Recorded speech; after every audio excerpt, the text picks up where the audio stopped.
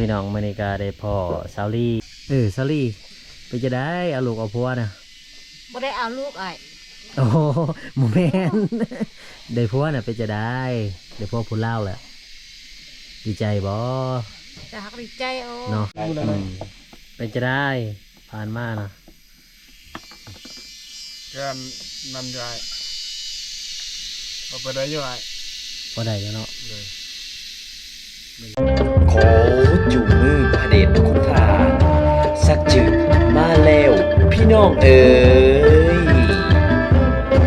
1 ซับ1 ไลค์1 แซ่เพื่อเป็นกำลังใจเรียกว่าเป็นคนเล่าคนทำอิฐเด้เดี๋ยวมาแต่งงานกับเผาตกเรือง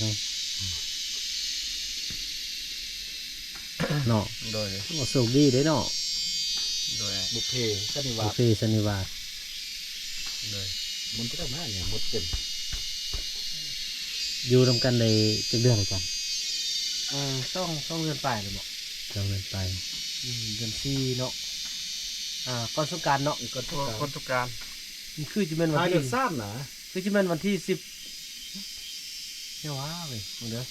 ก็ต้นเดือนนี้เดือน4เหรอไทยเดือน3ไอ้เนี่ยไทยเดือน3พุ่นเนี่ยตัวที่ซับปลายนี่นะวันที่คือวันที่ประมาณ15 16นี่ก็เป็นคือ15 16เลยแหละเนาะเดือน3บ่จื้อมือละลืมเฮาก็ได้เฮาก็ลืมบ่อยู่สติ๊กไล่ลืมสิลืมจริงๆเพิ่นหรอได้อยู่ได้กินนำกันสัมผัสเขาเป็นจังได๋เขาจะอยู่นำเฮาจนเฒ่าจนแก่บ่เลยว่าความรู้สึกเขาเป็นจังได๋เกยจะเขาจะเกยอยู่บ้านหน่อยบ่นำก็มีแต่คอยลงเลยเนาะขนมตอนนี้ยังค่อยปรับปรุงตัวกระเจ้านะน้องกระเจ้านะโอ้เดี๋ยวสบายดีขอโทษหลายๆบ่มีตอนแรกจะเข้ามาจะเข้ามันจะเข้าแม่นละที่ต้องหน่อยเขาก็มักจังนึงเนาะเขาก็มักจังนึงเนาะนั่นแหละมาอยู่นี่ก็ไปจะได้มาอยู่ทำไอ้บนน้ำไปจะได้โอ้สบายอยู่ไอ้แต่ว่าบุญร้ายเนี่ยอาจารย์เนาะเงินเพิ่นก็ปลูกให้ที่ถือว่าโชคดีแล้วเนาะไอ้เมียนมีบ่อนทำมาหากินบางคนนี่บอกบนเมื่อเนาะไอ้ที่เนาะเดชาเขาพัวอะไรยังสอกเงินมาสื่อที่เห็นป่ะเพื่อจะได้ปลูกได้ฟังบ่สื่อก็ได้เศร้าเขาได้เมนดินก็มีให้งานจะมีพัฒนาเอาโดยได้บ่ดีบ่งามอยากคันจากมีก็เฮ็ดเอาโดยฟังเลี้ยงสัตว์แล้วฟังไปหันฮอดงานฤดูกาลมันทำบ่ได้เงินเป็นเมียมันก็ฮอดท้ายปีใหม่ก็จึงได้ก็คือเพิ่นสิได้คนอยู่ประเทศลาวในส่วนใหญ่ก็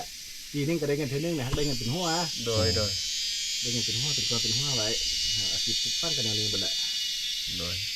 ก็ได้เป็นอาชีพปลูกฟังเทื่อนึงเลยเนี่ยกับปลูกซาลีปลูกมันต้นไปเนี่ยฮอดงานก็ได้เขานำจำปานี่กับบริษัทนี่เลยแหละแต่บุญนำกับเรื่องงานอยู่นี่โดยโอ้ดีใจนำเจ้าเด้อโดยสติ๊กดีใจว่าได้ไอ้เคยนะ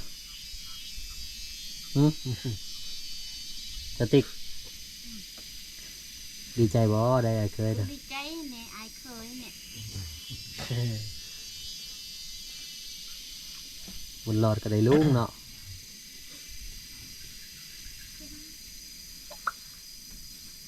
บุญหลอดหูเลยหูซื้อเจ้าของเลย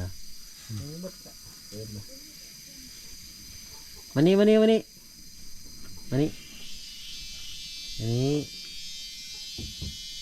ห้อีกแล้วให้อีกแล้วสิสิเนี่ยตะกี้เจ้าอยู่ใช่ก่อนโดยแม่สาธุเด้อน้องอยู่นั่นตุ้งเราเป็นเลี้ยงวายเขาจะอยู่กินเท้าจ้ะเลี้ยงวายนายอยู่กินเท้าคิดจังได้จังมาพอซาวลีติดต่อคนจะเฟซบนนำเยอะFC ได้จานติดต่อว่าเดี๋ยวนี้มักสติ๊กบ่แม่นซาลีเป็นซาลีอยู่นี่นะครับล่งกันไปล่งกันมามีแต่ช่องซ่าอยู่นี่เลยเห็นซาลีอยู่ในเฟซ โดย แล้วก็แซดมาหาบุญน โดย ำว่าสนใจ แม่น แล้วก็เจ้าก็นัดกับบุญน โดย ำอย่างมาเบิ้ง วันที่15เดือน7ปีกายนี้ โอ้ชื่อวันที่คุณเหรอป้าเจ็ด 25 เดือน วันที่15เดือน7 เดี๋ยวเราติดตามก่อนเดี๋ยว เราต้องติดตามนะโอ้แล้วมาเอากันก็เป็นปีกว่ามันนู้นเราจึงมานั่นเนาะ โดย เพราะว่าเพิ่นจะเฮ็ดเวียกไกลไปซอกเลี้ยงงัวเลี้ยงควายเขาเด้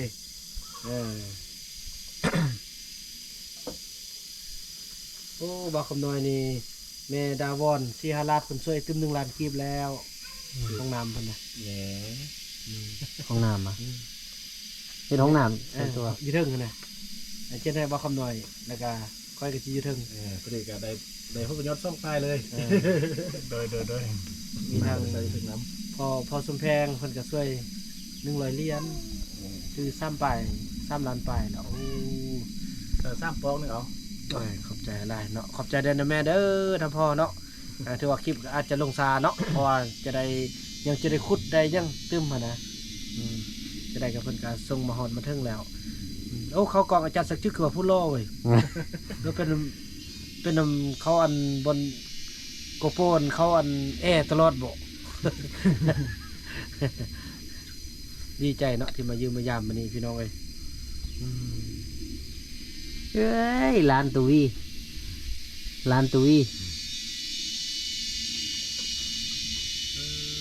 ายมาที่คุณนำไอ้โหละใส่ต่ำหัวเนาะอย่ามาเต็มน้อยนึงนะ ยังนี่ได้ ถ้ามันต้องมี บ่ โอ้พี่น้องมานิกาได้พ่อสาวลีเนาะโอ้บุญหลอดระวังได้สาวลีไปจะได้เอาลูกเอาผัวนะ บ่ได้เอาลูกอ้าย โอ้โมเมน ได้ผัวน่ะไปจะได้ได้ผัวผู้เล่าวแหละดีใจบ่ แต่ฮักดีใจโอ้ เนาะใครกูอยู่ผู้เดียวเนาะ เลย ตะกี้อยู่ผู้เดียวโมมีหมูลม มีผู้เดินลมเนี่ยอยู่ผู้เดียว เดี๋ยวนี้นี่มีผัวลมน้ำนี่เนาะ แม่นแน่อายมีพัวมีเอื้อยมีอายมาลมกันผู้ดี เนาะ ฮักโอ มีเฮือนแหละเนาะ มีเฮือน มีเฮือน มีเฮือน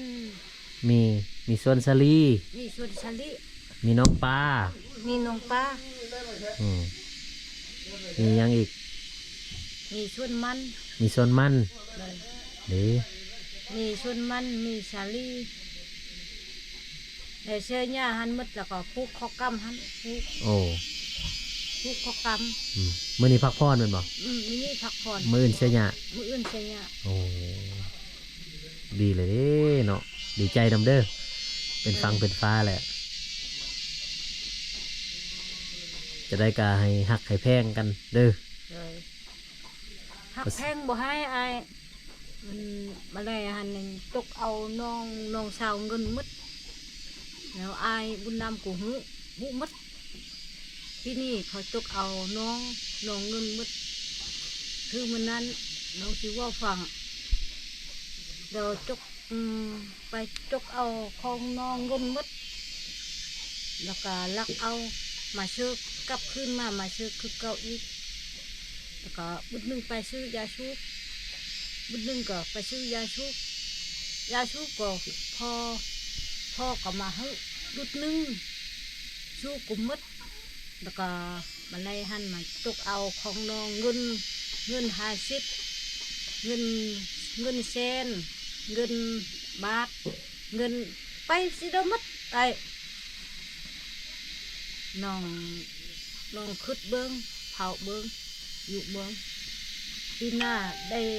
ด้เงินนี่น้องจิแบ่งอาหุบะไลเดของเฮาเดของเฮาให้ปะเฮาไปซื้อกินเฮาซื้อกินบ่ได้จงไว้เลยยันผู้จุกเอาลักเอาไปหมด บ่หลักตี บ่เขากำลังจุกเอาเดี๋ยวลาชุ่งบันเที่ยงหุ่นเขามาแล้วเขามายามเปะลาชุ่งนะเงินบาทเงิน10เงิน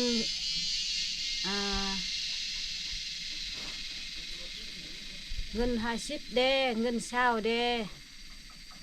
แล้วก็เขาจุกเอาไปหมดแล้วมื้อนึงเขาก็จุกเอาติเงินน้องเขาเอาไปหมดมื้อนึงก็เอาไปหมดมื้อนึงก็เอาไปหมดแล้วเขาเบิ่ง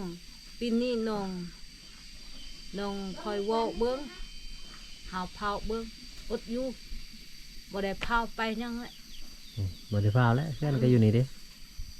อันเบิ่งเขาจกอีกบ่นึงรักบ่นึงนะบ่นึงจกบ่นึงจกบ่ได้ขอนำเมียอยากได้ก็ขอ แม่นนั่น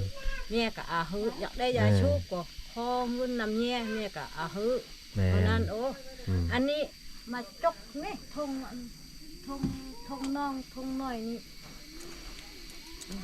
ทง เอา น้อย ทงงามๆพี่ปั้นทิพย์ซื้อให้เยอะใช่ล่ะ นี่อยู่บนเนื้อ อยู่บนน น้ อ อน งซักแล้ว มา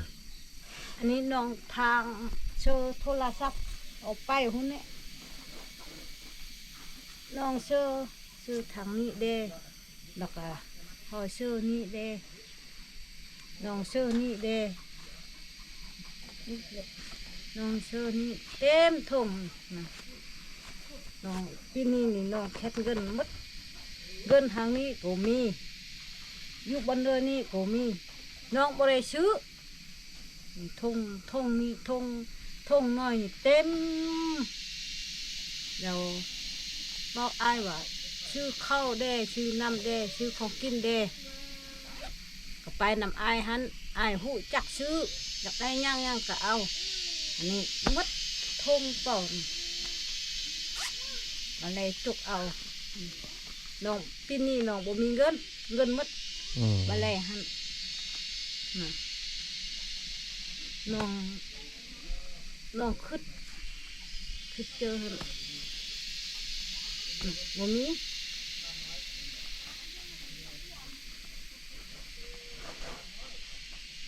น้องอีนู่นก็บ่เอาคือกัน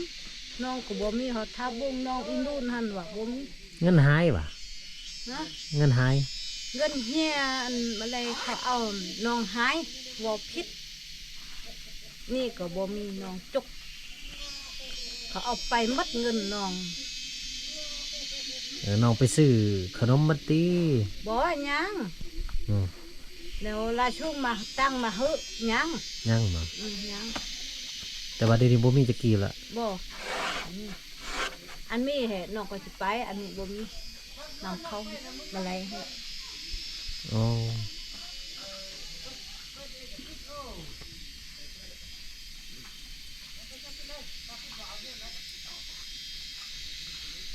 นี่เงินบ่แม่นว่ะบ่แม่นว่ะ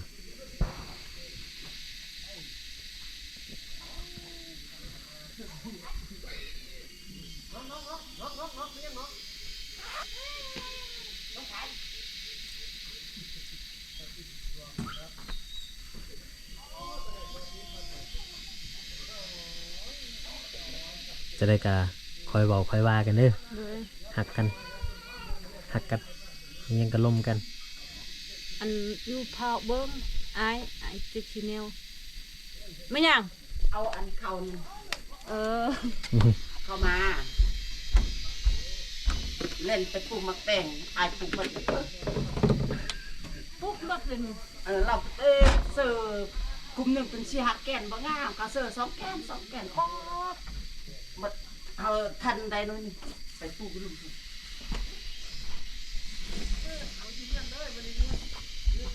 วันหนึ่งสติ๊กซอรี่กับล้างถ้วยเด้เด้อ น้องถ้วย ล้างถ้วยเด้เป็นแม่เฮือน แรงนี่ แม่แล้วก็ทำความสะอาดที่งั้นแล้วก็ล้างถ้วยล้างบวงไว้ ไม่ได้บ่ได้กินย่างหมดเลย ซอรี่เป็นคนลาวเลยเด้เดี๋ยวพวกกับคนลาวซอรี่ก็เป็นคนลาวแล้วแม่นบ่ โอแม่นไอ้ ฮะ โอแม่นไอ้น้องอยู่ป้า เขาน้องอยู่บ้านเลยเด้นี่ น้องก็ต้องล้างถ้วยล้างบวงไว้เห็ดงามๆน้องเคยไปเฮือนอายบ่ ฮะ เคยไปเฮือนอายบ่ เอาก็เห็นเนี่ย ได้เห็นเมียอายเมียนบ่ล่ะ เมียอันแก้ว แม่น เมียอัน สักจึก เอาคนลืมเนี่ย อันนี้เป็นไผซะไอ้แก้ว ไอ้แก้วอี ว้า จึก วว่าแล้ว แก้วหรือจึกดิ ไอ้แก้ว เป้โอ้โหลมกันบ่เขาเรื่องเลยพี่น้อง เอ้าขอบใจเด้อสำนีไปก่อนขอบใจขอลาท่านผู้ชมไปก่อนเนาะสำหรับคลิปนี้บาสจิก โด กับซาลี่ก็ลาไปก่อนบ๊ายบายซาลี่ บ๊ายบาย หากท่านกำลังมองหากาแฟเพื่อสุขภาพ ขอแนะนำลักซิก้า สิก้าเซฟต้องลองลักซิก้าต้องลอง สาดหวานดีบ่มีน้ำตาล เป็นกาแฟจากธรรมชาติที่ทานต้องลอง กินกาแฟให้เป็นยาได้แล้วมื้อนี้ หวานเซฟ มาดสั่งซื้อได้ตามข้อมูลที่ขึ้นเทิงหน้าจอหรือทันที่เพียงแต่บอกว่าติดตามจากรายการ Subject Channel